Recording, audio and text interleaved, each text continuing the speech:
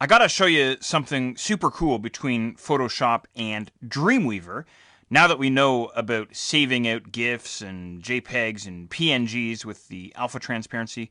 And this is smart objects between Photoshop and Dreamweaver. And earlier you saw smart objects between Photoshop and Illustrator. Well, we can do sort of the same idea between Photoshop and Dreamweaver, which is great. So here's what I'm going to do. I'm going to go and open up our next project file, which is scientist1.psd. Go ahead and find him inside the project files folder. There he is. I'm not going to make any changes to him here inside Photoshop, not yet anyway. I just want to show you the file that we're going to be using for this. So what I am going to do now is I'm going to flip over to Dreamweaver, which I already have running in the background. And if you have Dreamweaver, go ahead and fire it up here. And all I'm going to do on the welcome screen here in Dreamweaver is create a brand new HTML file. Or if you want, you could just choose File and then down to New.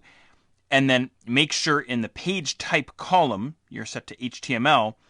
And in the Layout column, you're set to None. And then go ahead and click on Create. And that will create for you a brand new blank HTML file. And you know what I'm going to do here just in the top left is I'm just going to click on Design, just so we have full-on design view here. And what I'm going to do, and this is new in the more recent versions of Dreamweaver, is I'm going to insert directly into Dreamweaver a .psd file. In earlier versions of Dreamweaver, we could only import GIFs, JPEGs, and PNG files, right? Well, here I'm going to go and insert that scientist.psd file. So what I'm going to do is I'm going to head up to the Insert menu here in Dreamweaver and choose Image, or normally I use the keyboard shortcut Command-Option-I or Control-Alt-I. And then into my Project Files folder, and I'm going to go and look for scientist1.psd, the same file that you and I opened back in Photoshop. Go ahead and click on Choose. Now, we're going to get a warning here. We haven't gone through the process of defining a site in Dreamweaver, and I'm not going to run you through all of that. This is really a Photoshop course here, so I'm not going to get into all that. But the long and short of it is just go ahead and click on OK, and we may see that warning in a couple of different locations as we work along here. But in any regard, we now get the image preview dialog box showing up, and I'm just going to expand mine out a little bit so we can have a closer look at them here.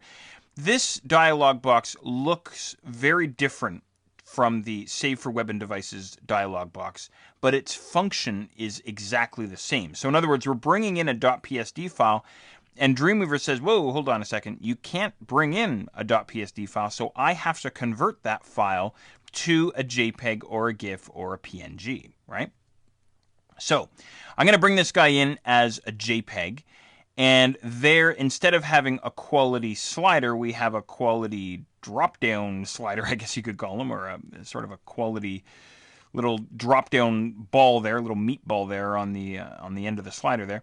And as I drag this little meatball up and down, I'm going to see the quality either improve or, as you can see in my example here, degrade accordingly. So you might want to mess around with this for a moment. Again, we're back to our balancing act of file size and quality. So I'm at about 50% here, and my file size is about 20K, so I guess that's all right. And I could mess around with some of the additional settings here, or I could even go into the File tab if I want to reduce the file size, or I can even do some cropping here as well if I wish. But I'm going to stick with what I have here and keep it nice and simple. And then way down in the bottom right corner, I'm going to go ahead and click on OK. Now, it wants to save Scientist1. It actually is saving out Scientist1.jpg. I have hide extension turned on there. There it is, Scientist1.jpg. So in other words, Dreamweaver has converted the .psd to a JPEG file, and it wants to save it into the Project Files folder. That's fine with me. I'll go ahead and click on Save. Again, we get this warning. Just go ahead and click on OK. That's all right.